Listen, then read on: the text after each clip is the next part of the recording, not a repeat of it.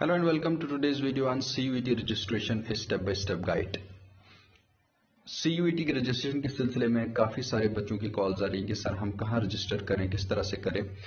तो मैं ये बता दूं कि CUET के रजिस्ट्रेशन के लिए आपको किसी के पास जाने की ज़रूरत नहीं है। आपके पास अपना मोबाइल है, आप मोबाइल खोलें और CUET की रजिस्ट्रेशन फ़ौरन कर दें। ये इसलिए कि 12 मार्च लास्ट डेट अनाउंस की गई है और 12 मार्च से पहले पहले अगर आपकी रजिस्ट्रेशन नहीं होती है तो आप अंडर ग्रेजुएट प्रोग्राम्स के लिए डिफरेंट यूनिवर्सिटीज और यूनिवर्सिटीज के एफिलेटेड कॉलेजेस में एडमिशन नहीं ले पाएंगे। अगर आप 12th का एग्जाम दे रहे हैं तो भी आपको रजिस्टर करना है। अगर आप पास्ड आउट हैं, क्योंकि अपर एज लिमिट इसमें कोई नहीं है, अगर आप पास्ड आउट हैं, कभी भी आपने पास किया और आप ग्रेजुएशन करना चाहते हैं तो आप भी उसके लिए एलिजिबल हैं। लेकिन CUET का फॉर्म भरना सबके लिए कंपलसरी है। तो एक और रिक्वेस्ट मैं आप सब लोगों को कर दूं, वो ये कि ये जो मैं वीडियो बना रहा हूँ ये सिर्फ बच्चों की हेल्प के लिए है। किसी चैनल की प्रमोशन या कोई और इशू इस तरह का कोई मसला मेरे सामने नहीं है। आप इस वीडियो को उस बच्चे तक जरूर पहुंचाने की कोशिश करें जिसको CUET के रजिस्ट्रेशन के सिलसिले में प्रॉब्लम आ रही है। तो CUET की रजिस्ट्रेशन जब आप स्टार्ट करेंगे तो आप सबसे पहले क्या करें, अपना ब्राउजर खोलें। सपोज मेरे पास क्रोम है तो मैं क्रोम का ब्राउजर खोल रहा हूँ। वहां पे आप टाइप करें CUET.SAMARTH। ठीक है, तो आप जब ये टाइप करेंगे तो देखिए आपके सामने बड़ी सारी चीजें खुल रही हैं। तो मान लो मैंने इस लिंक पे क्लिक कर दिया तो इस तरह का इंटरफेस खुलेगा। तो ये आप देख रहे हैं CUET UG 2023 log in participating universities. आप कुछ मत करें, आप इस लिंक पे क्लिक करें। लिंक पे क्लिक करने के बाद आपके पास अनाउंसमेंट्स आ रही हैं, लॉग इन आ रहा है, रजिस्टर आ रहा है। लॉग इन उन कैंडिडेट्स के लिए है जो ऑलरेडी रजिस्टर हो चुके हैं, लेकिन हम चूंकि बीइंग न्यू कैंडिडेट यहाँ स्टार्ट कर रहे हैं तो हम रजिस्टर का बटन दबाएंगे। तो फिर आप अगर आप ये पढ़ना चाहते हैं तो पढ़ लें, नहीं तो आप नीचे स्क्रॉल डाउन करके आप नीचे आ जाएं। तो यहाँ पे देखिए, यहाँ पे है आपसे मांगा जा रहा है, यहाँ आप क्लिक कर दें। तो आपको क्लिक कर दें, उसके बाद फिर क्लिक टू प्रोसीड कर दें। तो प्रोसीड करने के बाद आपको अब रजिस्ट्रेशन फॉर्म भरना है। यहाँ अप्लाई टू रजिस्ट्रेशन फॉर्म, चूंकि मैं ऑलरेडी रजिस्टर कर चुका हूँ इसलिए यहाँ देखिए, यहाँ पर्सनल डिटेल्स में आपके पास सपोज कैंडिडेट का नेम, आप कैंडिडेट का जो नेम है वो भरेंगे। लेकिन ये जो पर्टिकुलर्स आप इन बॉक्सेस के अंदर भरेंगे, आप बेटर है कि 10th का मार्क्स कार्ड निकालें, उस पर जो स्पेलिंग्स दी हैं उन्हीं स्पेलिंग्स को आप यहाँ फिल करें। Mother's name, guardian's name, date of birth, gender, nationality. उसके बाद आप आइडेंटिटी टाइप में आप कोई वैलिड प्रूफ डाल दें। सपोज आधार कार्ड तो सबके पास होता है, आप आधार कार्ड डाल दें। हो सकता है फिर आधार कार्ड के बाद वो आपको कोई नंबर मांगे तो उसमें फिर आप आधार नंबर डाल सकते हैं, या कोई और आपके पास आइडेंटिटी प्रूफ है तो उस आइडेंटिटी प्रूफ का आप नंबर यहाँ जरूर डालेंगे, valid enter valid identification number. ठीक है, तो उसके बाद फिर एड्रेस आप डालें। तो एड्रेस में आप ये सारी चीजें जो आपसे मांगी जा रही हैं इनमें आप डालें। उसके बाद फिर आपको अपना मेल एड्रेस डालना है। ठीक है, जो आपका मेल एड्रेस है उसको भरें, उसके बाद फिर उसको कंफर्म करें। जो आपका मेल एड्रेस जो इस वक्त करंटली एक्टिव है, उसके बाद फिर मोबाइल नंबर आप डालें।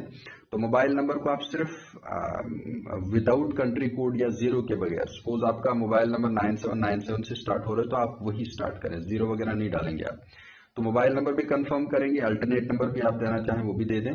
तो उसके बाद फिर अगर आपका same address, present address same है तो उसको आप क्लिक करें तो ये वाला निचले वाले एड्रेस की जो सारी डिटेल्स है वो फिर नहीं भरनी पड़ेगी, वरना आपको 2 डिटेल्स भरनी है। ठीक है, उसके बाद एक इंपॉर्टेंट चीज है, वो ये है कि आपको पासवर्ड चूज करना है। आपका पासवर्ड होना चाहिए 8 to 13 कैरेक्टर्स। इसमें स्पेशल कैरेक्टर भी आना चाहिए, जैसे आप हैश मान लें या जैसे स्टार मान लें, इस तरह का कोई स्पेशल कैरेक्टर आना चाहिए। इस पे स्मॉल और कैपिटल ABC में से भी कोई वैल्यू आनी चाहिए, नंबर भी आना चाहिए। तो ये सब चीजें मिला के आपको एक पासवर्ड सेट करना है, और पासवर्ड आपको याद रखना है। ऐसा नहीं कि आपने पासवर्ड सेट कर दिया और आगे चले के बाद में आपको भूल गया तो फिर आपको प्रॉब्लम हो सकती है। ठीक है, तो आप पासवर्ड पहले से जो बना रहे हैं उसको आप 8 to 13 डिजिट होना चाहिए, उसमें कैपिटल लेटर भी आना चाहिए, स्मॉल लेटर भी आना चाहिए, स्पेशल कैरेक्टर वाला लेटर भी आना चाहिए जैसे स्टार, हैश, इस तरह का कोई, और इसके बाद फिर नंबर्स भी आने चाहिए। तो आप स्मार्ट हैं और आप खुद से पासवर्ड सेट करें और उसके बाद फिर कंफर्म करें, वही पासवर्ड होना चाहिए। फिर सिक्योरिटी क्वेश्चन आता है, तो सिक्योरिटी क्वेश्चन में आप कोई क्वेश्चन चूज कर सकते हैं। Suppose what is your favourite book, तो आपने नीचे सपोज उसका आप कुरान रख सकते हैं या कुछ भी जो आपको लगता है आपकी फेवरेट बुक, या कुछ भी जो क्वेश्चन आप लेना चाहिए, सिक्योरिटी के लिए होता है। तो उसके बाद फिर आप ये कैप्चर डाल दें तो कैप्चा के बाद आप सबमिट कर दें। ये सबमिट करने से आपका एप्लीकेशन नंबर जनरेट हो जाएगा, ठीक है। तो वो एप्लीकेशन नंबर और आपका पासवर्ड, ये वो डिटेल्स हैं आपकी जो आपको रिक्वायर्ड होंगी जिस वक्त आपको लॉगिन करना होगा। तो मैं यहाँ पे बीइंग चूंकि मैं ऑलरेडी रजिस्टर कर चुका हूँ, तो मैं ये सब नहीं करूंगा, इसलिए मैं सीधा आगे बढ़ूंगा। CUET.smart.ac.in में लॉगिन करूंगा। अब चूंकि आपका एप्लीकेशन नंबर जनरेट हो चुका है, आपको मेल आएगा या आपको यहाँ भी एप्लीकेशन नंबर दिखेगा, एप्लीकेशन नंबर भी नोट करें और अपना पासवर्ड भी याद रखें। तो यहाँ पे देखिए, अब जिस वक्त मैं लॉगिन करने की कोशिश कर रहा हूं तो न्यू रजिस्ट्रेशन वाला ऑप्शन, अब जो कि मैं क्लिक नहीं करूंगा तो मैं एप्लीकेशन नंबर पे क्लिक करूंगा। तो मैंने ऑलरेडी सेव करके रखा है, ये मेरा एप्लीकेशन नंबर है, ये मेरा पासवर्ड, और पासवर्ड आपको डालना पड़ेगा, उसको आप चाहें तो आप सेव भी कर सकते हैं बाद में, ठीक है। तो ये कैप्चा है 3122488, ठीक है। तो मैं लॉगिन कर रहा हूं, ये लॉगिन हो गया।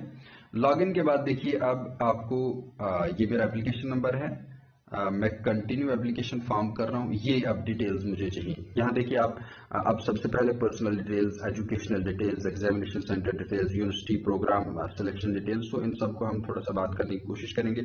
तो पर्सनल डिटेल्स को जब आप भरेंगे तो यहाँ पे सपोज मैं पर्सनल डिटेल्स पे क्लिक कर रहा हूँ।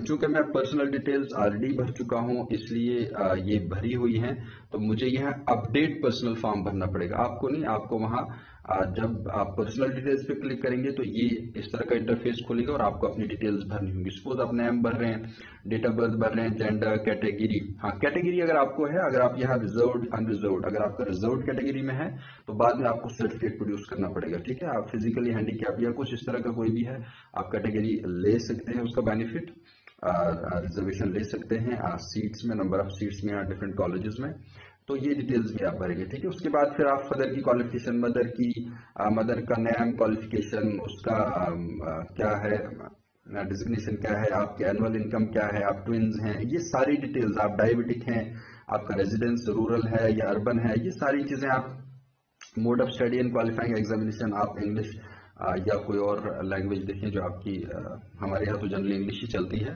तो इसको आप लिखने के बाद, एड्रेस डिटेल्स डालने के बाद फिर आप ये सारा आप डालेंगे, आप बीपीएल है नहीं है, ये सारी डिटेल्स भरने के बाद आप फिर फाइल सेव कर देंगे, ठीक है।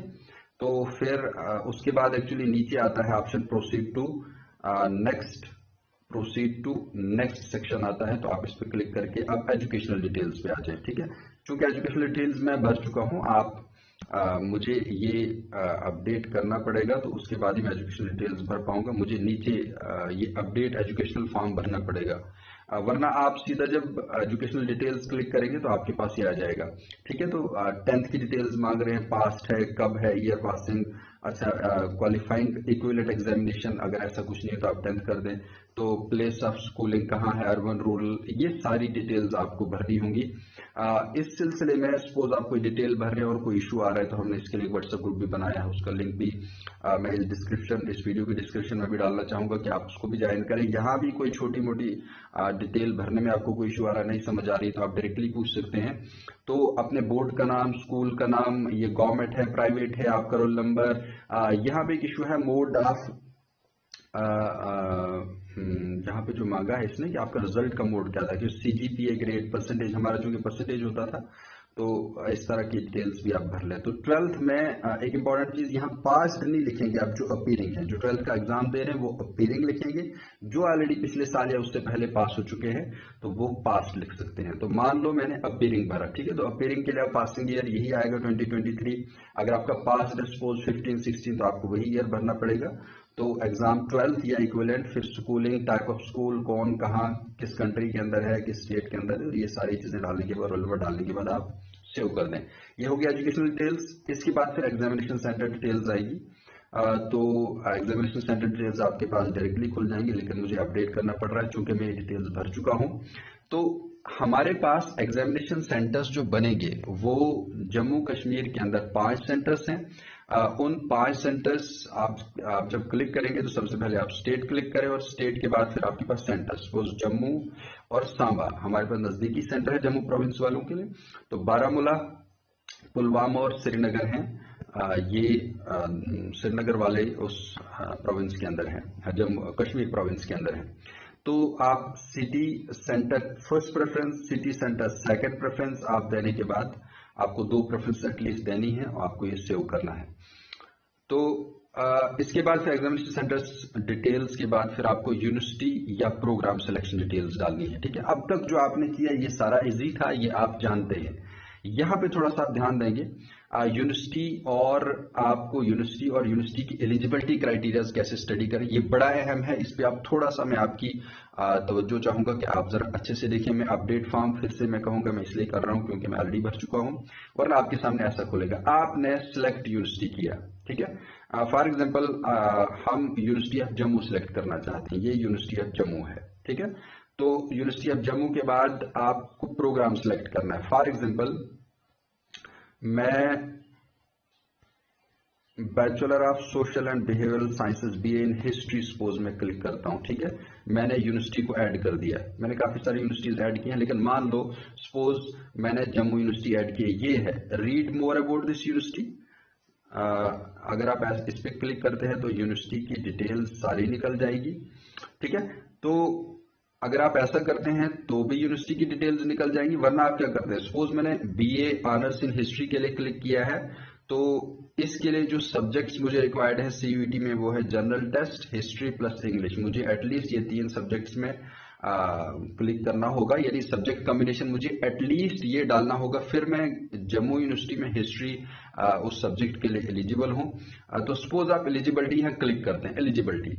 अब देखिए यहाँ एलिजिबिलिटी क्लिक करने से जम्मू यूनिवर्सिटी के डिफरेंट कोर्सेज आपके सामने खुल गए। सपोज बीएससी आप कर रहे हैं बायोकेमिस्ट्री में, तो आपको ये सब्जेक्ट कॉम्बिनेशन मस्ट है। ठीक है, और उसके बाद आपको 10+2 में बायोलॉजी सब्जेक्ट होना चाहिए, फिर ही जाके आप बायोकेमिस्ट्री में बीएससी कर सकते हैं। ठीक है, इसी तरह से सपोज मैं यहाँ केमिस्ट्री की बात करूं, तो बीएससी इन केमिस्ट्री अगर आप करना चाहते हैं ऑनर्स कोर्स किसी कॉलेज के अंदर, तो आपको English plus general test plus chemistry होना जरूरी है, और उसके बाद फिर 10+2 के अंदर भी आपका केमिस्ट्री होना जरूरी है।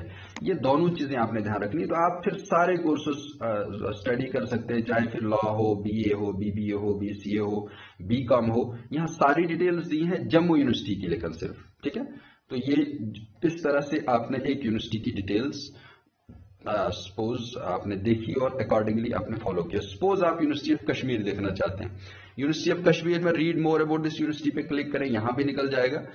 तो मान लें मैंने किया है बैचलर इन इस्लामिक स्टडीज के लिए अप्लाई, तो अब मैं क्लिक हियर एलिजिबिलिटी क्राइटेरिया करता हूं। ये देखिए यहाँ अब सारी एलिजिबिलिटी क्राइटेरिया यूनिवर्सिटी की खुल गई।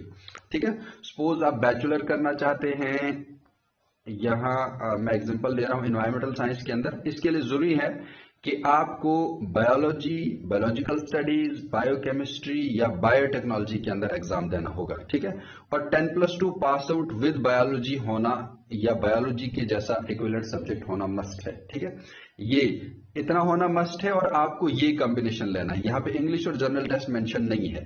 ठीक है, ये जो हेडिंग आप देखेंगे ऊपर, ये है domain subject general optional language map to the programme.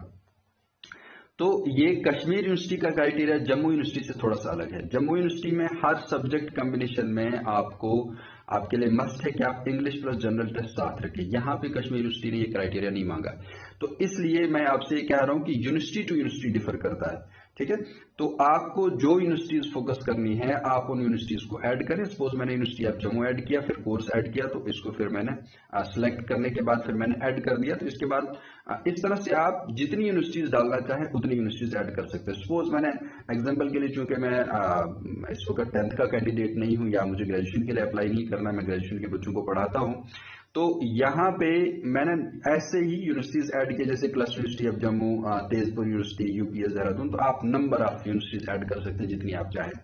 जो यूनिवर्सिटीज आप ऐड करेंगे सिर्फ उन्हीं पे बाद में आप एडमिशन नहीं ले पाएंगे, बल्कि उससे ज्यादा भी एडमिशन ले पाएंगे। डिपेंड करता है कि आपका उस यूनिवर्सिटी या उस कॉलेज के अंदर एलिजिबिलिटी क्राइटेरिया बनता है। तो ये जरूरी है, ये बड़ा अहम पॉइंट था यहाँ पे। तो उसके बाद फिर आप यूनिवर्सिटी और प्रोग्राम सिलेक्शन के बाद टेस्ट पेपर डिटेल्स पे आ जाएंगे। ठीक है, तो टेस्ट पेपर डिटेल्स का मतलब अब आपने जो सब्जेक्ट सिलेक्शन वहां की, अब आपने वो सब्जेक्ट डाल रहे हैं। अब चूंकि मैं ऑलरेडी कर चुका हूं इसलिए मुझे यहाँ फिर अपडेट फॉर्म दबाना पड़ेगा, अपडेट फॉर्म क्लिक करना पड़ेगा। आपको इस चीज की जरूरत नहीं है, आपके लिए सीधा सामने सब्जेक्ट खुल जाएगा। तो यूनिवर्सिटी के सिलेक्शन के बाद टेस्ट पेपर सपोज मैंने फर्स्ट ले लिया, क्योंकि मैंने हिस्ट्री क्लिक किया था तो मैं हिस्ट्री सपोज क्लिक कर रहा हूँ, और इसने अब लैंग्वेज में, अगर किस लैंग्वेज में, हिंदी में, उर्दू में या इंग्लिश में आप एग्जाम देना चाहेंगे, तो मैंने इंग्लिश क्लिक किया। इसी तरह से मैंने दूसरा सब्जेक्ट, तीसरा सब्जेक्ट, चौथा सब्जेक्ट, ठीक है। तो ये मैंने नंबर ऑफ सब्जेक्ट्स क्लिक किए। तो अब आप कितने सब्जेक्ट्स रखें, 5 रखें, 7 रखें, 10 रखें, मैक्सिमम 10 तक जा सकते हैं। इतने ज्यादा सब्जेक्ट्स रखने भी नहीं है, ये बैलेंस्ड होना चाहिए, ना बहुत ज्यादा कम रखने हैं। सपोज आप एक ही सब्जेक्ट के लिए रखें तो आपका स्कोप बहुत नैरो हो जाएगा। अगर उस CUET स्कोर आपका अच्छा नहीं हुआ तो बाकी बच्चे सीट ले जाएंगे और आपको फिर सीट नहीं मिलेगी। तो इसी तरह से आपका सब्जेक्ट कॉम्बिनेशन कैसा हो क्या हो, इस पर मैंने एक वीडियो बनाई है, उसको भी आप देख सकते हैं। तो फिलहाल ये कि आपने टेस्ट पेपर डिटेल्स बना दी, तो उसके बाद फिर आपका नेक्स्ट वाला सेक्शन जो है वो अपलोड डिटेल्स है। अपलोड डिटेल्स का मतलब है आपने अब चीजें अपलोड करनी है, ठीक है। तो अपलोड के सिलसिले में आपने एक तो अपना फोटो अपलोड करना है और आपने अपना सिग्नेचर अपलोड करना है, ठीक है। तो इस तरह से आपका अपलोड वाला भी हो जाएगा। लेकिन ध्यान रहे, आप फोटो डायरेक्टली अपलोड करने की कोशिश करेंगे तो उसने एक सर्टेन केबीज वहां मांगा है कि उसी केबी के अंदर आपको वो अपना फोटो अपलोड करना है। उससे कम ज्यादा होगा तो वो फोटो नहीं चलेगा। तो उसके लिए आप ऑनलाइन कंप्रेसर आप डाउनलोड कर सकते हैं, या कुछ भी वो किसी से हेल्प लेके आप आगे बढ़ सकते हैं, ठीक है। मेरा ये काम इसलिए नहीं कर रहा है क्योंकि मैं ये ऑलरेडी फॉर्म पे काम कर चुका हूं। तो अपलोड डिटेल्स के बाद फिर फाइनली आएगा फी कटने का इशू, ठीक है। ये सब जब हो जाएगा आपका अपलोड भी हो जाएगा। उसके बाद आप अपना फॉर्म प्रीव्यू कर सकते हैं। सारा प्रीव्यू पे क्लिक करके आपने कहा कौन सी डिटेल्स डाली, कोई गलत तो नहीं है। फिर फाइनली आपको फीस कटवानी है। तो फीस कटवाने के लिए आप अपना डेबिट कार्ड, क्रेडिट कार्ड, इस तरह का कोई भी कार्ड यूज कर सकते हैं, ऑनलाइन बैंकिंग यूज कर सकते हैं। सारे ऑप्शंस दिए, डिफरेंट बैंक्स दिए। अच्छा, उन डिफरेंट बैंक्स की हेल्पलाइंस दी हुई है ऑलरेडी। आप अगर आप NTA की वेबसाइट पे जो CUET के रिलेटेड नोटिफिकेशन है उसमें हेल्पलाइन पर्टिकुलर दी हुई है, आप पैसा कैसे कटवाएंगे। फिर भी अगर आपको इस सिलसिले में कोई हेल्प की जरूरत होगी तो आप आसपास के लोगों से फी कटवाने के सिलसिले में हेल्प ले सकते हैं। लेकिन यहां तक आप अपना काम आराम से कर सकते हैं। फॉर्म भरना कोई मसला नहीं, किसी कंप्यूटर वाले के पास जाके रश करने की जरूरत नहीं है। आप खुद बैठे, मोबाइल खोलें और आप फॉर्म आराम से भर सकते हैं। तो फी कटवाने के सिलसिले में भी अगर किसी को कोई इशू हो तो आप हमारे पास व्हाट्सएप ग्रुप है, उस पर आप ज्वाइन करें। वहां पे आप कोई भी इशू, वहां पे हमारे पास faculty members, particularly career counselling and guidance cell, government degree college Doda, उसके फैकल्टी मेंबर्स मौजूद हैं। मैं खुद भी वहां पे मौजूद हूं, और भी डिफरेंट कॉलेजेस से फैकल्टी मेंबर्स जुड़े हुए हैं जो बच्चों की क्वेरीज रिप्लाई कर रहे हैं। कोई भी इशू है इस सिलसिले में, लेकिन before make it sure that before 12th of March you are registered on CUET, unless until आप फिर एग्जाम में अपीयर नहीं हो पाएंगे, आप फिर आगे ग्रेजुएशन के लिए नहीं जा पाएंगे। इसके अलावा अगर आपका कोई नीट वगैरह आपके सामने ऑप्शन है तो आप नीट के लिए कल जा सकते हैं। और आप अगर अभी बिल्कुल क्लियर है कि मुझे नीट के लिए ही जाना है तो फिर आपके लिए CUET कोई मसला नहीं, आप फिर रजिस्टर ना करें। लेकिन जिसका ये 50-50 है, मैं जाऊं ना जाऊं, वो फिलहाल रजिस्टर कर दे। हो सकता है कल की डेट में ना जाए, फिर आपका साल जाया हो जाएगा। तो ये चीजें जहन में रखते हुए आप खुद से रजिस्टर करें और रजिस्ट्रेशन करने के बाद फी कटवाएं, ताकि फिर अगर पर्टिकुलर्स में, सब्जेक्ट कॉम्बिनेशन में या कहीं और कोई इशू होगा तो उस सिलसिले में करेक्शन डेट 15 से 18 मार्च तक है। तो उस करेक्शन डेट के अंदर आप उन पर्टिकुलर्स को एडिट कर सकते हैं और चेंज कर सकते हैं, और इस टाइम स्पैन के अंदर आप एक दूसरे से डिस्कस भी कर सकते हैं, या एटलीस्ट हमसे ग्रुप के अंदर पूछ सकते हैं। मैं इस वीडियो के डिस्क्रिप्शन बॉक्स में भी लिंक डाल दूंगा, तो वहां पे भी आप उस पर क्लिक करके आप ग्रुप में ज्वाइन हो जाएं और हम आपकी हेल्प के लिए वहां तैयार हैं। शुक्रिया।